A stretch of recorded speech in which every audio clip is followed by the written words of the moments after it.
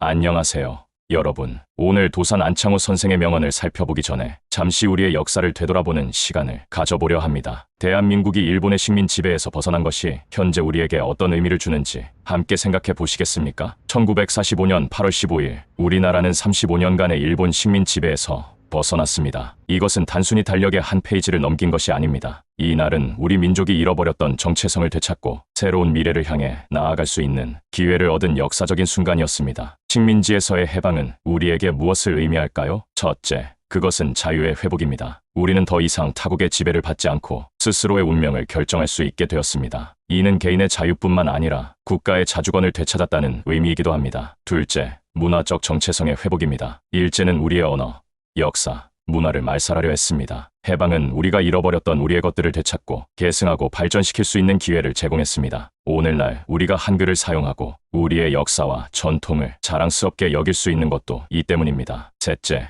경제적 주권의 회복입니다. 식민지 시대에는 우리나라의 자원과 노동력이 일본을 위해 착취되었습니다. 해방 이후 우리는 비록 어려운 과정을 겪었지만 자주적인 경제 발전을 이룩할 수 있었습니다. 오늘날 한국이 세계적인 경제 강국으로 성장한 것은 이러한 경제적 자주권 회복의 결과입니다. 넷째, 민주주의의 씨앗을 뿌릴 수 있는 기회를 얻었습니다. 비록 해방 직후 곧바로 완전한 민주주의가 실현되지는 않았지만 우리 국민들은 끊임없는 노력과 희생을 통해 오늘날의 민주주의를 이룩해냈습니다. 이는 우리가 스스로의 힘으로 우리의 미래를 결정할 수 있게 되었다는 것을 의미합니다. 다섯째, 국제사회에서 주권국가로서의 지위를 회복했습니다. 이제 우리는 다른 나라들과 대등한 관계에서 교류하고 세계 무대에서 우리의 목소리를 낼 수 있게 되었습니다. 오늘날 한국이 국제사회에서 중요한 역할을 하고 있는 것도 이러한 맥락에서 이해할 수 있습니다. 그렇다면 이러한 역사적 사실이 현재 우리에게 어떤 의미를 줄 수 있을까요? 첫째, 자유와 독립의 소중함을 일깨워줍니다. 우리가 오늘날 누리고 있는 자유와 번영은 저절로 주어진 것이 아니라 수많은 선조들의 희생과 노력의 결과라는 것을 기억해야 합니다. 둘째,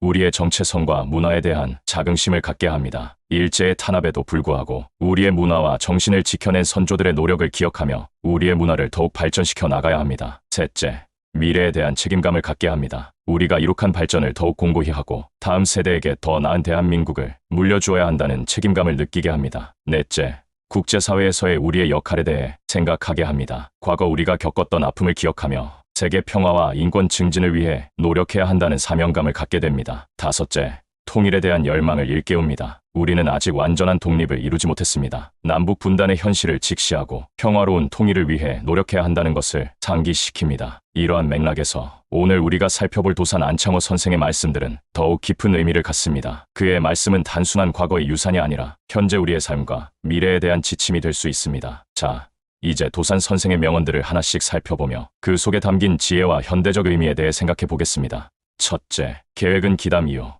실행은 위협이다. 이 명언은 말만 하는 것과 실제로 행동하는 것의 차이를 강조합니다. 아무리 좋은 계획도 실행되지 않으면 그저 공허한 이야기에 불과하다는 뜻입니다. 현대 사회에서도 이 말씀은 여전히 유효합니다. 우리는 종종 거창한 계획을 세우지만 실천하지 않는 경우가 많죠. 여러분, 오늘 작은 것부터 실천해보는 건 어떨까요? 둘째, 밥을 먹어도 기운이 나지 않으면 밥의 탓이 아니라 내 몸의 탓이 있는 것이다. 이 명언은 자기 성찰의 중요성을 강조합니다. 문제의 원인을 외부에서 찾기보다는 먼저 자신을 돌아보라는 메시지입니다. 현대 사회에서 우리는 종종 자신의 문제를 환경이나 타인의 탓으로 돌리곤 합니다. 하지만 진정한 변화와 발전은 자기 자신에 대한 정직한 성찰에서 시작됩니다. 셋째, 우리의 힘은 단결에서 나온다. 이 말씀은 협력과 단결의 중요성을 강조합니다. 개인의 힘은 제한적이지만 함께할 때 우리는 큰 힘을 발휘할 수 있습니다. 현대 사회에서도 이 말씀은 매우 중요합니다. 복잡한 사회 문제들을 해결하기 위해서는 개인의 노력뿐만 아니라 공동체의 협력이 필수적입니다. 넷째, 내 소원은 대한 독립이요, 내 소원은 우리 민족의 내 나라 사람 되는 것이니라. 이 명언은 도산의 애국심과 민족애를 잘 보여줍니다. 그는 단순히 국가의 독립뿐만 아니라 국민 개개인의 자주성과 주체성을 중요하게 여겼습니다. 오늘날 우리에게 이 말씀은 어떤 의미일까요? 형식적인 독립을 넘어 진정한 자주성과 주체성을 가진 시민으로 살아가는 것의 중요성을 생각해 볼 수 있습니다. 다섯째, 거짓이 없는 사람은 두려울 것이 없다. 이 명언은 정직의 가치를 강조합니다. 정직하게 살아가는 사람은 어떤 상황에서도 당당할 수 있다는 의미입니다. 현대 사회에서 정직은 때로 불이익을 가져올 수 있다고 생각하는 사람들도 있습니다. 하지만 장기적으로 볼 때 정직은 개인과 사회 모두에게 이로운 가치입니다. 여기서 잠시 역사적 성찰의 중요성에 반성에 대해 생각해 보겠습니다. 과거의 식민 지배를 인정하지 않거나 그 영향을 제대로 직시하지 않은 국가들의 사례를 살펴보면 그들이 어떤 결과를 맞이했는지 알 수 있습니다. 첫 번째 사례는 일본입니다. 일본은 제국주의 시대의 침략과 식민 지배에 대한 책임을 충분히 인정하지 않고 있습니다. 특히 위안부 문제나 강제징용 등에 대해 지속적으로 논란을 일으키고 있죠. 이로 인해 한국,